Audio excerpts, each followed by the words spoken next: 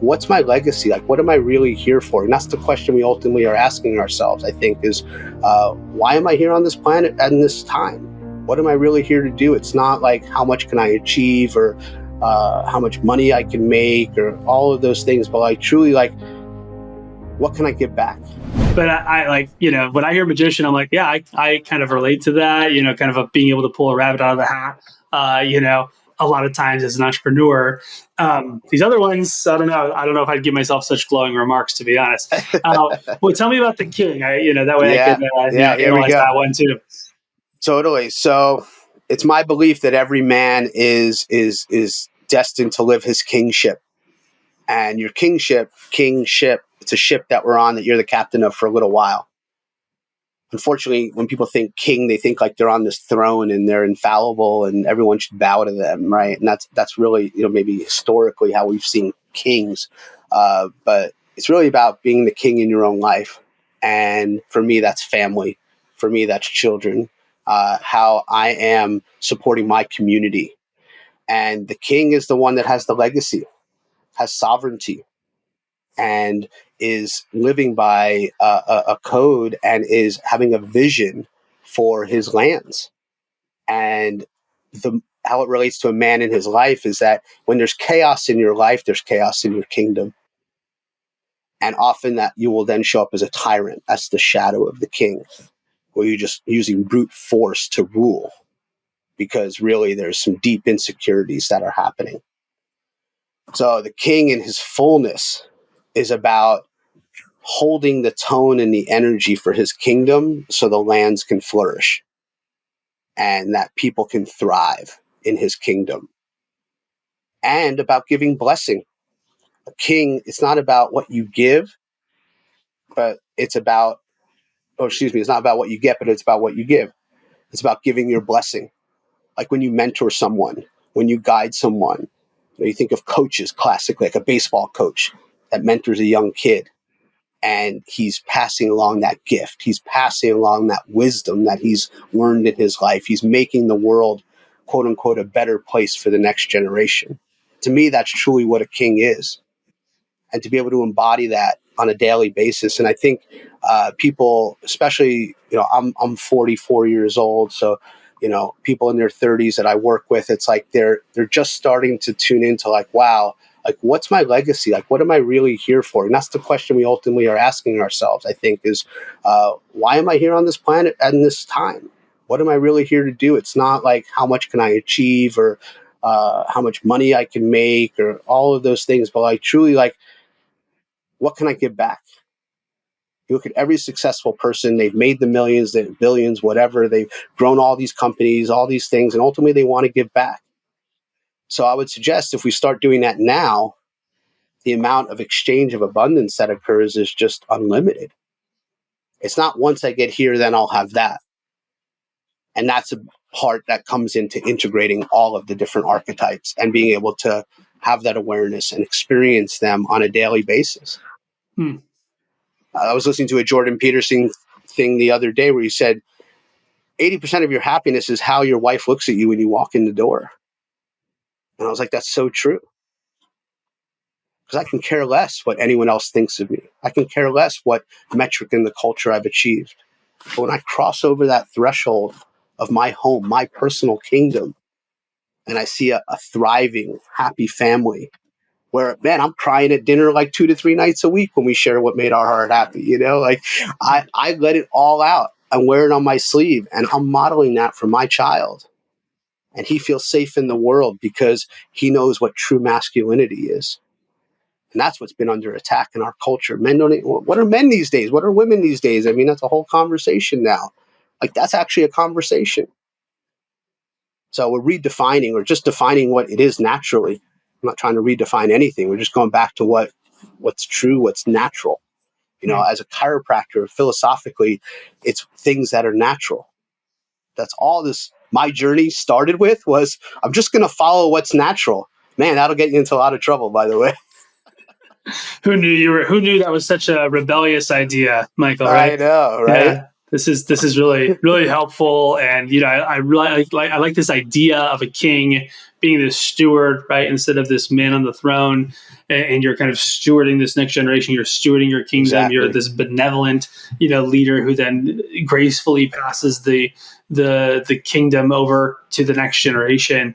I do have some questions about kind of what you were just saying there around some of the cultural factors. You're somebody who, you were living in the Bay Area. I mean, honestly, when I went up to your practice in the Bay Area, just the drive is just immensely beautiful. Just to get up to your office and to hang out with you for the day, and I mean, just a gorgeous area, and also, COVID happens, lockdowns, change around, different things like that. You ultimately decide to uproot your family, move to Austin. I'm curious, if you don't mind sharing, like, what was that experience like? How did you and Nani Leah come to these sorts of, conclusions? And how are you kind of relating to this current cultural moment, if you will? What would you say to that? Great question. Where does the story begin, right? Right. Exactly. How much time do we have? Yeah. But yeah, I feel you. Well, in the sense how everything's connected to everything else. Mm-hmm. And looking back, like I was talking about before, you never know what the things are going to be that become the most transformational things. I didn't know that it was going to take a pandemic and a lockdown to, in a sense, force me to reevaluate my life and make a pretty big decision. Actually, one that I had wanted to make, but for a while, honestly, didn't have the courage to do. And that event, so big and impactful, forced me in a way to make big decisions and have the bravery and the courage to do so. I had to call upon my warrior in a big way, right? To uproot my life, to close 2 practices, and to move 2,000 miles away to a city that I've been to maybe a handful of times. And you're right, Marin County is the most beautiful place to me in the world. I love the land and spirit and energy of California. I really do. I don't like a lot of other things about it. It just became unsustainable. And it all came to a head during that time. And talk about a hero's journey. Wow. And to be met with the places within me internally that I had to confront, and externally as far as circumstances in my life that I had to face and make, real decisions. Not knowing I'd be sitting here on this call 2.5 years later, thriving more than I've ever thrived in my life, right? Did I know I'd be sitting on some energetic level? I did, but it took a lot of faith, a lot of trust to make that decision, and to know that I was kind of destined for more, right? The next evolution of myself. So leaving California was a big deal. It was a big moment. And all the relationships and all the community that we built there for over 12 years in that practice, and the one down in Beverly Hills as well. And but again, it was just another stepping stone of life. And I thought everyone from California moves to Austin, so I was just following what the culture was doing. Yeah, something like that. But no, yeah, that's thanks for filling me in on that. And yeah, I mean, it's got to be scary. And also when you look at one of you mentioned children, you mentioned legacy, 80% of your happiness being how your wife looks at you when you walk in the door. So much of when I use those metrics that you just said, I'm exactly where I need to be. Correct. It becomes a no-brainer. It becomes a no-brainer because you go, it's exactly a no-brainer. It has nothing to do with your brain. It has everything to do with your heart. There you go. I love that. And that's the king energy that's connected to the universal heart and the intelligence of the universal spirit, the divine. And then when you have a moment of connection to that place, everything makes sense. And I've had many of those moments in the last 2.5 years where it is just a look from my family. It is just a feeling where I'm like, yep. And don't get me wrong, it has its ups and downs and bumps and challenges and all the things that go with being a dad and a parent and a husband and a business owner and a homeowner and all the things, right? All the cultural things that we have to address in the real 3D world. So I don't just live in this sort of 5D spiritual realm, all this, right? It's like it has to translate to like, how does this show up in my real life? How do I utilize these tools on a daily basis? How do I have the community and the support that I'm not doing it alone? and the results are phenomenal. Hmm. I can definitely Beautiful. say that. Yeah. I'm going to ask you one more question before we kind of do our standard kind of 3 questions that all of our listeners at this point are probably familiar with.